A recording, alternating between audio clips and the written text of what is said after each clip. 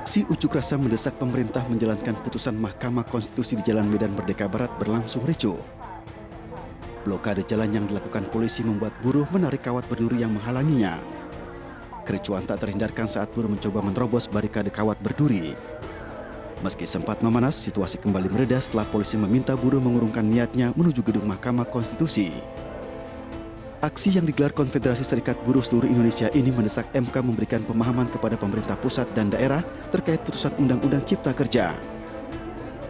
Buruh menilai putusan tersebut multitafsir sehingga belum bisa dijalankan pemerintah pusat dan daerah untuk menaikkan upah minimum provinsi dan upah minimum kota kabupaten seluruh Indonesia. Buruh mengancam akan kembali menggelar aksi unjuk rasa dengan jumlah massa yang lebih besar lagi jika tuntutan mereka tak kunjung ditanggapi.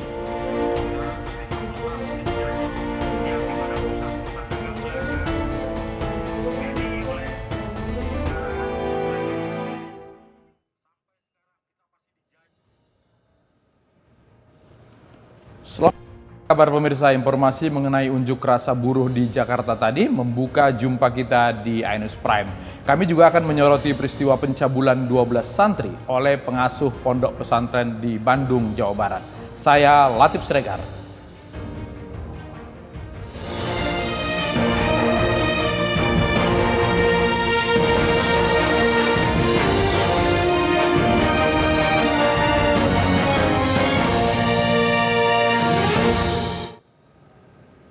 Menolak lahan milik leluhurnya dijadikan waduk, warga Kecamatan Asesa Selatan, Nusa Tenggara Timur ricuh dengan polisi. Upaya bongkar paksa pagar pos oleh polisi ditolak warga.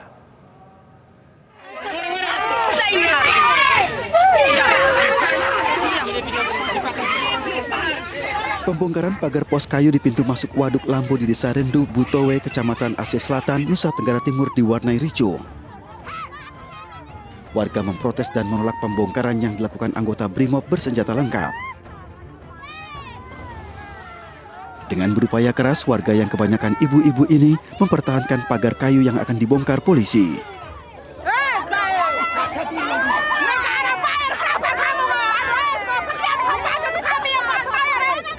Suasana sempat kembali memanas saat beberapa warga terpancing emosi. Melanggar hukum ini bentuk pelanggaran hukum juga, Pak. Apakah mereka menganggap kami itu ada hak? Ada hak, Pak.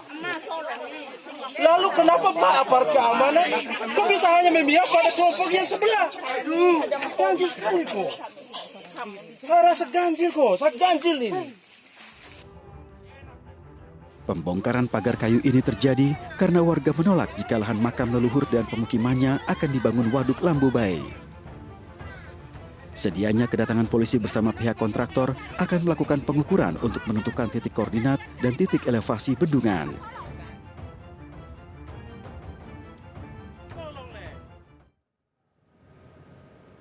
Akibat pondasi bangunan tergerus aliran kali, bangunan 2 lantai di Bandung, Jawa Barat runtuh. Seorang karyawan terluka akibat tertimbun reruntuhan.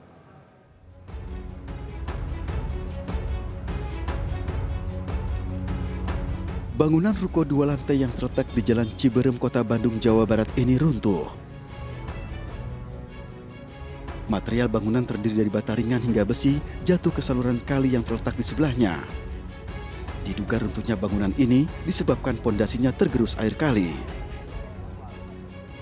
Sebelumnya hujan kemarin kan runtuh itu. Oh, sebelumnya ada hujan juga. Yang sebelahnya akibat runtuh ya kirmirnya. Oh, kirmir. Udah dibetulin baru retak-retak.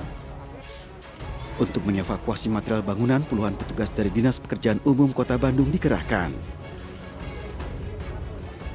Akibat runtuhnya bangunan ruko 2 lantai, seorang karyawan alami luka dan dilarikan ke rumah sakit akibat tertimbun reruntuhan.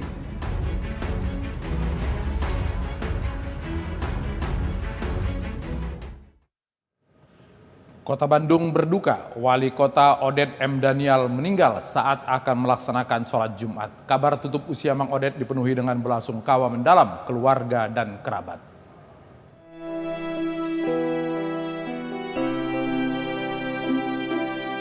Wali Kota Bandung Odet M. Daniel tutup usia saat akan melaksanakan salat Jumat di Masjid Muhammadiyah di Jalan Sanca, Kota Bandung, Jawa Barat. Wali Kota Bandung ini rencananya akan menjadi khotib dalam salat Jumat.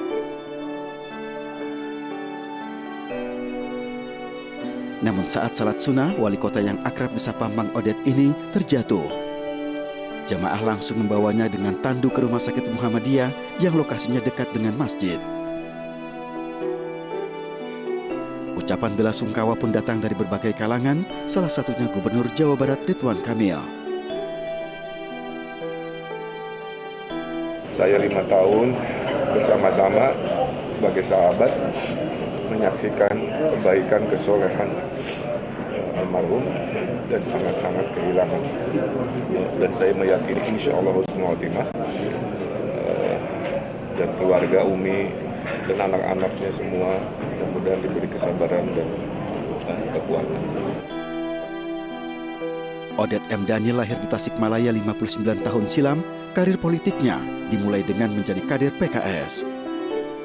Sebelum menjadi wali kota, Mang Odet pernah menjadi anggota DPRD Kota Bandung dan wakil wali kota Bandung mendampingi Ridwan Kamil.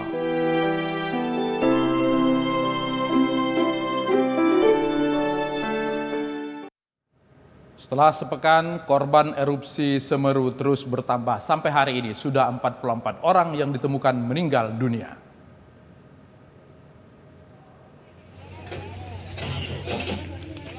Petugas gabungan kembali menemukan satu jenazah korban erupsi Gunung Semeru di kawasan Tambang Pasir Dusun Kamar Kajang, Lumajang, Jawa Timur. Jenazah langsung dibawa ke Rumah Sakit Haryoto untuk diidentifikasi. Sebelumnya di lokasi ini ditemukan 3 jenazah warga korban erupsi Gunung Semeru pada Sabtu pekan lalu. Diperkirakan masih ada 3 jenazah yang tertimbun material vulkanis. 25 jenazah telah teridentifikasi dan juga 1 body part yang telah diterima kemarin yang merupakan potongan tubuh berupa kuku atau kulit. TNI kerahkan alat live locator untuk mendeteksi dan mencari jenazah yang tertimbun material vulkanis.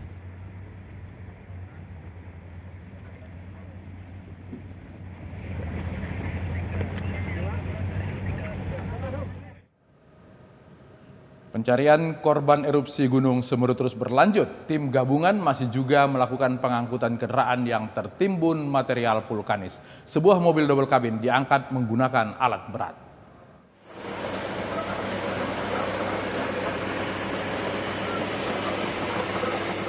Petugas mengevakuasi sebuah mobil yang tertimbun material vulkanis Gunung Semeru sejak sepekan lalu dengan menggunakan alat berat.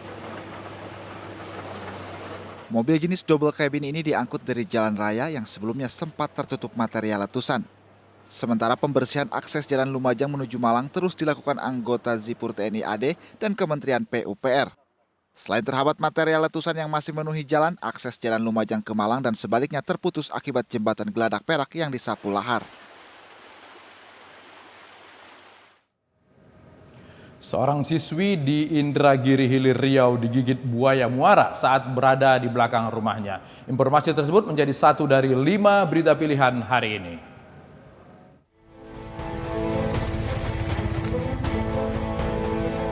Kebakaran hebat menghanguskan 2 rumah panggung di Kecamatan Watang Sawito, Pinrang, Sulawesi Selatan.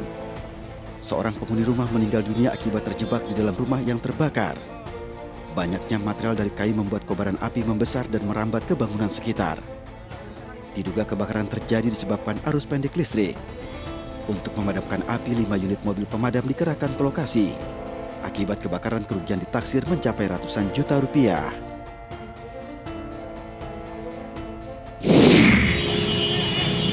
Tawuran antar pelajar terjadi di Serpong, Tangerang, Banten. Seorang pelajar terluka akibat terkena benda tajam di bagian lengan. Para pelajar ini membubarkan diri setelah dibubarkan oleh warga.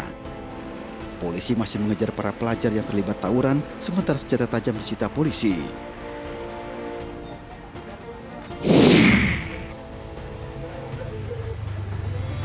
Seorang siswi sekolah menengah atas di Kabupaten Indragiri Hilir Riau diterkam seekor buaya muara.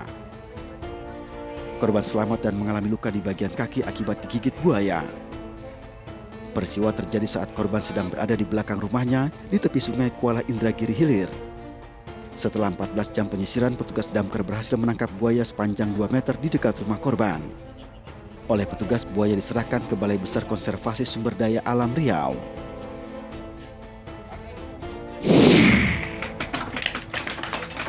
Seekor ular sanca kembang sepanjang 4 meter dievakuasi petugas damkar dari dalam rumah warga di Pejaten Barat, Pasar Minggu, Jakarta Selatan. Ular pertama kali ditemukan di atas plafon rumah dan nyaris terjatuh ke lantai. Evakuasi berlangsung dramatis karena ukuran ular yang cukup besar. Oleh petugas, ular sanca diamankan di pos damkar sektor Pasar Minggu dan akan diserahkan ke Taman Marga Satwa.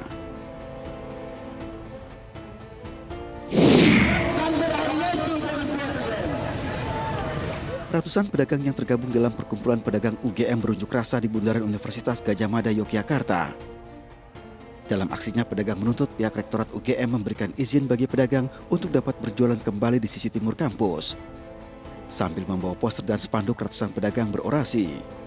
Larangan berjualan bagi pedagang dari pihak UGM membuat pedagang kehilangan mata pencarian selama 2 tahun terakhir selama musim pandemi COVID-19.